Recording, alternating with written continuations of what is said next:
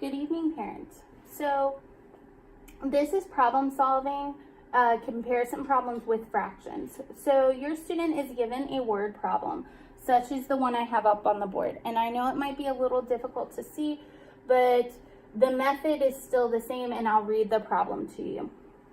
So they're given the word problem. The deepest part of the Grand Canyon is about 1 1/6 miles deep. The deepest part of the ocean is located in the Mariana Trench in the Pacific Ocean.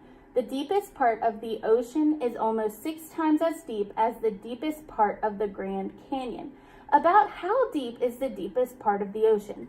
Now, with word problems, the very first thing I want your student to do is to underline what's important, because not everything in there is important. We don't need to know where the Mariana Trench is located, but we do need to know that the Grand Canyon is 1 1/6 miles deep. And we do need to know that the deepest part of the ocean is almost 6 times as deep as the deepest part of the Grand Canyon. And then the question asks, about how deep is the deepest part of the ocean? So it wants you to solve the problem. So not everything in that word problem was important. However, if they underline what is important, they won't get confused with the extra. So if I made a graph, back just a little bit. If I made a graph, it would look like this. Grand Canyon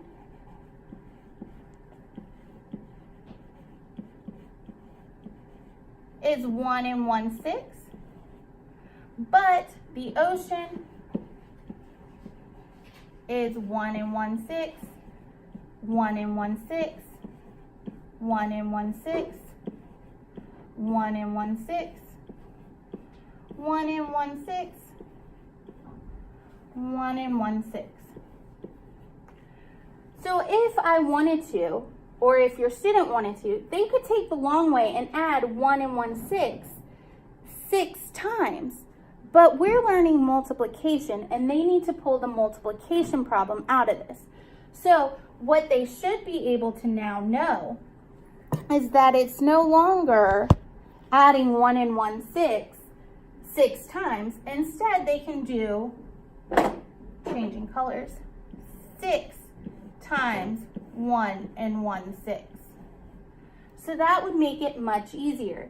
Again, we're dealing with a whole times a mixed number. So we need to change that mixed number into an improper fraction first.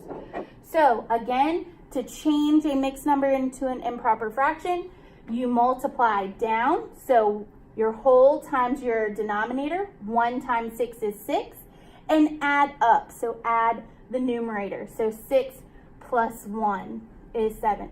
So multiply down, 1 times 6 is 6, adding up 6 plus 1 is 7.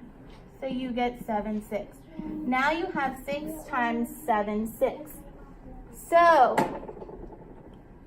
now you have 6 times 7 6. They are now able to multiply that whole times the numerator. So 6 times 7 6 should give you the improper fraction of 42 6. They cannot leave it like that as an improper fraction. What they need to do is turn that back into a mixed number. So you're going to use that fraction bar as your division symbol. The bigger number goes on the inside, and it's divided by the little number, so the 6. 42 divided by 6, we know 6 can go into 42 7 times, because 7 times 6 is 42. That doesn't give you a remainder, so you don't have a fraction left over. All you have is the whole number, so that means it's 7 miles deep. So again, help your student pull out that important information from word problems and let them take each little section at a time instead of getting overwhelmed by looking at the whole thing at once. Pull out, what do I need to know? I need to know the Grand Canyon, I need to know the deepest part of the ocean, and I need to know how deep the deepest part of the ocean is. So first we pulled it out. We were able to do 6 times 1 1/6 turned that mixed number into an improper fraction of 7/6, was able to multiply 6 times 7/6 to get our improper fraction of 42/6. Don't leave it like that. Turn it back into a mixed number using division, and we know 7 miles deep. Do not forget to label. That is important. What are we talking about? As always, if you need me, please don't hesitate to email or call.